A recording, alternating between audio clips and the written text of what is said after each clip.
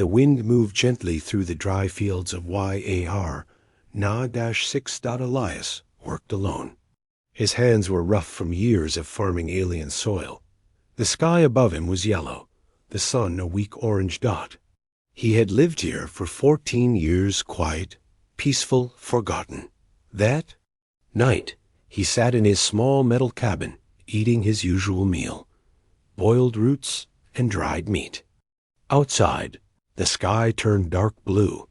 Then a sudden flash of light, a sound like thunder rolled over the ground. Elias stood quickly and grabbed his old blaster. What was that? He stepped outside. Smoke rose over the far edge of his field where the crops met the forest. Something had fallen. Maybe a meteor. Maybe a ship. He followed the smoke, boots crunching the dry ground beneath him. As he reached the edge, he saw it a small escape pod, cracked open, half buried in the soil. Sparks jumped from its control panel. Then he saw her. A girl. She was lying beside the pod, curled up, her body shaking. Her skin was light violet, glowing softly in the moonlight. Her clothes were torn. Her arms were scratched. And her eyes were half open, burning gold. She looked starving. Elias lowered his blaster. Hey, you alive? No answer, only a soft breath. He slowly moved closer. She didn't move, didn't growl, didn't speak. He bent down and gently touched her shoulder. She flinched, but she didn't resist. You're freezing, he said. Let's get you inside. He carried her back to the cabin. She was light. Her bones felt too thin. Her head rested weakly against his chest. Inside, he laid her on his old cot and covered her with a blanket. Then he warmed some broth and brought it to her lips. Drink, he said. She opened her eyes again. Her pupils were thin slits, like a cat's. She tried to sit up, but couldn't. She sipped the broth slowly, as if tasting food for the first time. Easy now, Elias said. I'm not gonna hurt you. Still, she watched him. Careful, quiet. What's your name? He asked. No answer. He nodded. That's okay. You don't have to talk. She finished the broth and closed her eyes again. Elias sat in the corner, watching her. Who was she? Where did she come from? Was she a smuggler? A runaway? He glanced at her shoulder. A symbol, glowing faintly, was burned into her skin just under the collarbone. It looked old, royal, powerful, but Elias didn't recognize. Hours passed. She slept, breathing softly. Elias sat beside the door, blaster in hand. He wasn't sure why, but he felt like she was in danger. And not just from hunger. From something bigger. In the middle of the night, the girl woke up. She sat up slowly, shaking. Elias stepped forward. Hey, take it easy. She stared at him. Her lips trembled. Then she whispered in broken English, Where? Am I? You're safe, he said. I found you near the crash. She looked around. You? Help me? Elias nodded. Yeah, you looked like you needed it. Her eyes softened for a second, then turned sharp. No, you don't understand. If they find me? Who? Elias asked. She looked down. Her voice dropped. Bad people. Soldiers. They hunt me. Elias blinked. Why? She opened her hand, and a small metal chip fell out. It shined like silver glass. Elias picked it up. Strange symbols glowed on the surface. He didn't understand them, but one thing was clear. This wasn't junk. This was royal tech. The girl spoke again, her voice now shaking. They kill everyone who helps me. Elias looked into her golden eyes. He should have been scared, but instead, he nodded.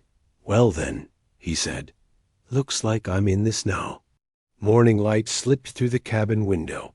Elias poured warm water into a bowl and placed it beside the bed. The alien girl was still asleep, wrapped tightly in the blanket. Her breathing was slow, but steady now. She had survived the night. That alone felt like a small miracle. A few minutes later, her golden eyes blinked open. Elias crouched nearby, holding a soft cloth. "You awake?" She nodded slowly. He dipped the cloth in the water and held it out. She stared at his hand suspicious. "I won't hurt you," he said again. "I promise." After a moment, she took the cloth and cleaned the dried blood from her cheek. He handed her a piece of flatbread and a dried fruit stick. She ate in silence, slow and cautious like someone used to starving. Elias watched her closely. "You got a name?" She didn't speak. "You don't trust me yet." "That's fair," he said. "But if someone's hunting you, I need to know what I'm dealing with." She lowered the fruit stick. "I don't remember name." Elias raised an eyebrow. "You don't remember? Or you just won't say?" Her eyes narrowed. "Names bring trouble." He nodded. "All right. No name, then. You can be whoever you want here." She looked at him, surprised by his call. Later that day, Elias went out to fix a broken irrigation pipe. The girl sat by the door, watching the sky. Her eyes scanned every shadow. Every sound made her flinch. Elias returned and saw her gripping the edge of the chair, her claws digging into the wood. "You're expecting someone?" he asked. She looked up. "They'll come." "Who?" She swallowed hard. "They wear black. No face. No name." Elias paused. "Why are they after you?" She hesitated. Then softly, "Because of what I carry." She held up her hand and beneath her skin, the same glowing crest appeared again, just for a second. Then it faded. Elias frowned. "What is that?" She closed her fist. "A curse or a crown." That night, after she fell asleep, Elias sat by the cabin's old terminal. He scanned the chip she dropped earlier. His eyes widened. It contained encrypted royal codes linked to a lost Andaran bloodline. The last time that name appeared in the galactic records, it was tied to a mass rebellion. Billions died. Elias leaned back in his chair. Who exactly had he brought into his home? Suddenly, a noise outside. He stood quickly, grabbed his blaster, and stepped into the dark. Footprints. Light ones. Recent. He followed them behind the barn. And then he saw it. A black drone hovered just above the ground, silent and still. It had no markings, no lights. Elias slowly backed away. But the drone turned, clicked, scanned him. Before it could report, he shot it down. The blast lit up the night sky. Back in the cabin, the girl woke up, eyes wide with fear. Elias ran in. "We have to move. They're close." Her hands shook. "You saw the drone?" He nodded. "You were right. They're hunting you." She stood, her legs weak but her voice firm. "Then you should leave me." Elias stared at her. And said nothing. Instead, he picked up a second bag, filled it with food and supplies, and handed it to her. "If I was going to leave, I wouldn't have made you breakfast." She blinked. He looked her in the eyes. "You said? Names bring trouble. Fine. No names. No questions. But you're not running alone anymore." Slowly? She nodded. And for the first time, the girl, still nameless, smiled. A small, fragile smile, but real. 3 days passed. The girl was stronger now. She could walk on her own, eat without shaking, and even help around the farm. She still didn't give her name, but she smiled more. She laughed once when Elias dropped a whole bucket of blue milk on himself. And sometimes, when she thought he wasn't looking, she'd hum softly to herself in a language he didn't understand. Still, she never let her guard down completely. One morning, while fixing the solar fence, Elias noticed her staring at the sky. A royal cruiser passed in the distance, too far to hear, but close enough to be seen. She froze. Her eyes locked on the ship. That one? Elias asked gently. She nodded once. They search systems like this, she said. Looking for me. Why? He asked. She paused. Then softly, because of my blood. Elias turned to her. You said it was a curse, or a crown. She looked at him, her voice low. Both. That evening, Elias worked on the old transmitter in the barn.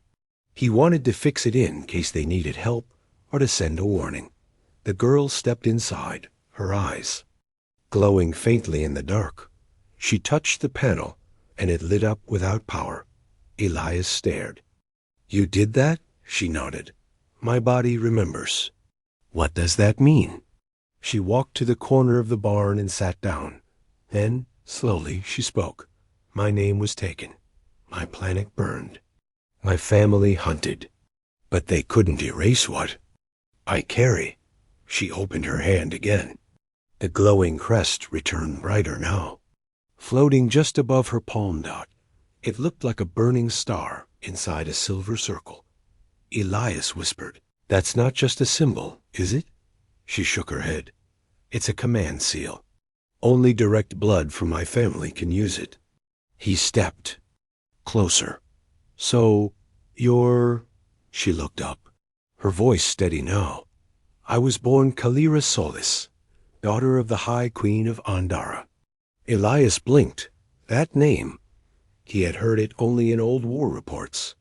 When the Andaran Empire fell, the queen was said to be executed. Her bloodline wiped out. But here she was alive, eating flatbread on his farm.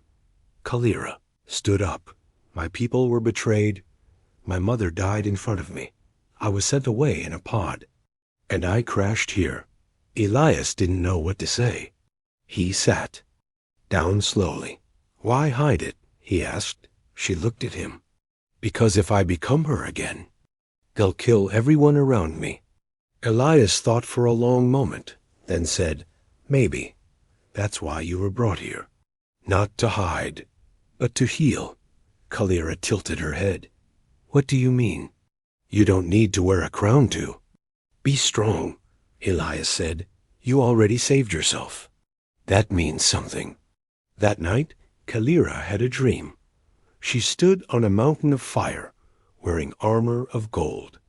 Ships circled above her. Soldiers bowed, but then she turned and saw Elias standing far behind, alone. Forgotten. She woke with a start. The sound of engines echoed again, but this time they were much closer. Elias rushed into her room. Wake up. Something's coming. They both ran outside. Above the trees, a small black ship hovered, silent, no lights, no markings.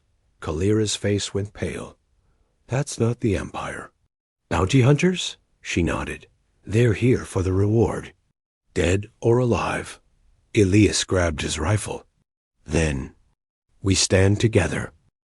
Kalira looked at him, then back at the ship. Her voice was calm. No. If they see you, they'll kill you first. Too bad, Elias said. I already picked my side. The black ship landed just outside Elias's field. It didn't shake. The ground. It didn't roar like Empire cruisers. It simply touched down quiet, like a predator. Kalira stood beside Elias behind the barn. Her hands were clenched. Her golden eyes glowed in the dark. They're fast, she whispered. And brutal. We can't fight them head on. Elias checked his old blaster. I've held off pirates before. Kalira shook her head. These aren't pirates. They're ghosts in armor. 3 figures stepped out of the ship. Tall, silent, covered head to toe in matte black suits. No faces, no emblems. Only one thing marked them, a red triangle glowing on their chests. Kalira's voice was sharp now. Shadow reclaimers. They work for whoever pays the most. Elias whispered, Then let's disappear. But she didn't move. They'll burn the farm to the ground just to find me. Elias turned to her. Then we give them what they don't expect. The reclaimers reached the main door. One of them scanned it. The other two split, moving toward the barn and the back shed. Kalira and Elias waited in the shadows. She looked at him. "If something happens, don't say goodbye," Elias cut in. "Not yet." She nodded, just once, then stepped out into the open. "Looking for me?" Her voice rang across the field. The reclaimers turned. Weapons rose instantly, aimed at her chest. She raised both hands slowly. "I'm unarmed, but I am not unimportant." The tallest reclaimer tilted his head. A scanner lit up from his helmet. It blinked 3 times, then flashed red, target identified. Royal signature confirmed. Kalira took a step forward. "I am Kalira Solis, daughter of the last High Queen. You are violating royal protocol by threatening my life." The leader responded in a flat, mechanical voice. "You are classified as a runaway asset. Orders are to extract or eliminate." Suddenly, a blaster fired. Elias shot from behind the barn, hitting the smallest. Reclaimer in the back. The figure dropped instantly. Kalira shouted, "Run!" But Elias didn't move. He kept firing. The second reclaimer turned and blasted toward him. The barn wall exploded beside Elias, throwing him back. Kalira's scream broke through the dark. "No!" She ran to him. He was still breathing, hurt, but alive. Burn marks across his arm. The last standing reclaimer aimed at her. Kalira stood, up slowly, her whole body shaking. Then something changed. The crest on her palm lit up, but not like before. Now it blazed like a sun. Lines of golden light ran up her arms, across her shoulders, down her spine. The ground trembled. The reclaimer fired. Kalira raised one hand. The bolt stopped, mid-air. Hovering, her voice echoed stronger, deeper, filled with ancient power. "You think I'm the last? I am the first of what comes next." She closed her fist. The reclaimer's weapon cracked, then shattered. Kalira moved faster than sight. In one motion. She slammed her palm into his chest. Boom. The red triangle cracked. The armored figure flew backward 10 meters and didn't rise. Again, silence. Elias coughed. That was new.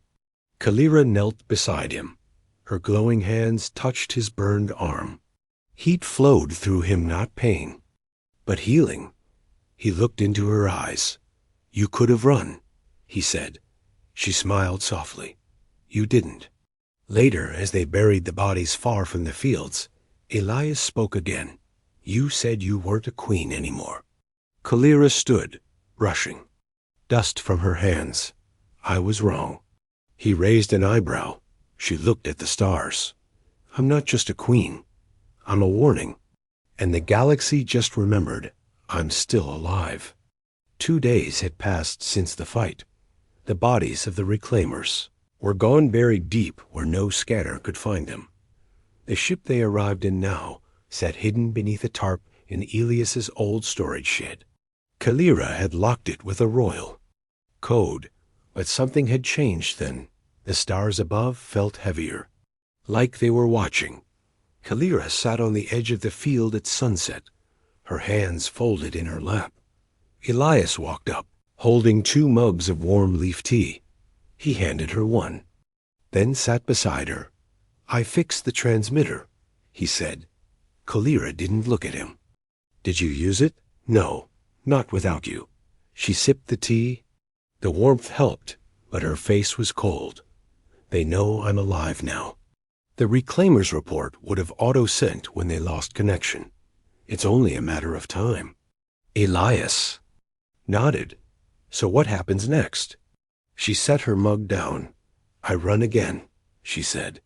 "That's what I've always done." Silence. Then Elias spoke, his voice quiet, but sure.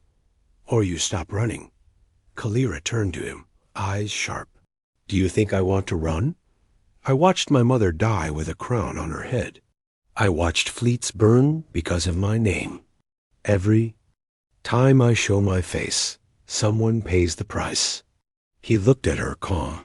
And every time you run, someone still gets hurt, including you. Kalira looked away. I'm tired, Elias, of being chased, of hiding, of choosing silence over life. He reached out and gently took her hand. You don't have to choose alone. Her fingers trembled in his. You don't understand, she whispered. The crown, it's not just a title, it's power. It can shape alliances, start wars. You could be used, or killed, just because you stood near me. Elias smiled softly. I'm a farmer, Kalira, not a soldier, not a king. But I knew the moment I gave you that first bowl of soup, I wasn't going to let you face the world alone.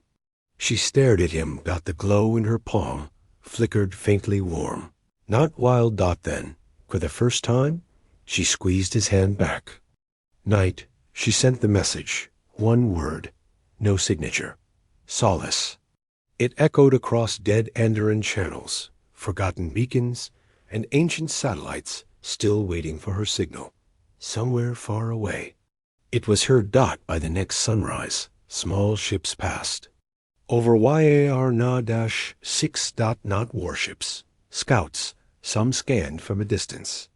One dropped a flower-like beacon near the edge of the farm, a symbol of Andaran royalty's survival. Elias stood beside Kalira, watching the sky light up with blinking messages. You sure about this? He asked. No, she replied. But I'm done hiding. Suddenly, a message flashed on the broken terminal. By Star and Blood, the heir lives. Elias read it aloud, stunned. Kalira's voice was calm. They're not enemies. They're loyalists, survivors of my people. They've been waiting for years. Elias looked at her with quiet amazement. So what now? Kalira turned too. Him, I rebuild, then softer, if you'll walk beside me. Elias didn't hesitate. I already did. They stood together in the open field, one a farmer, one a lost empress. And the galaxy? It had just begun to stir. The skies above Yarnasix were no longer empty. 3 royal ships circled the land. Their silver hulls glowed with ancient Andaran symbols, long thought extinct. Soldiers stood in perfect formation. Some bowed the moment Kalira stepped forward, but not all of them smiled. A tall woman in dark blue armor stepped out first. Voice was hard. Kalira Solis, the bloodline lives. Kalira nodded. It does.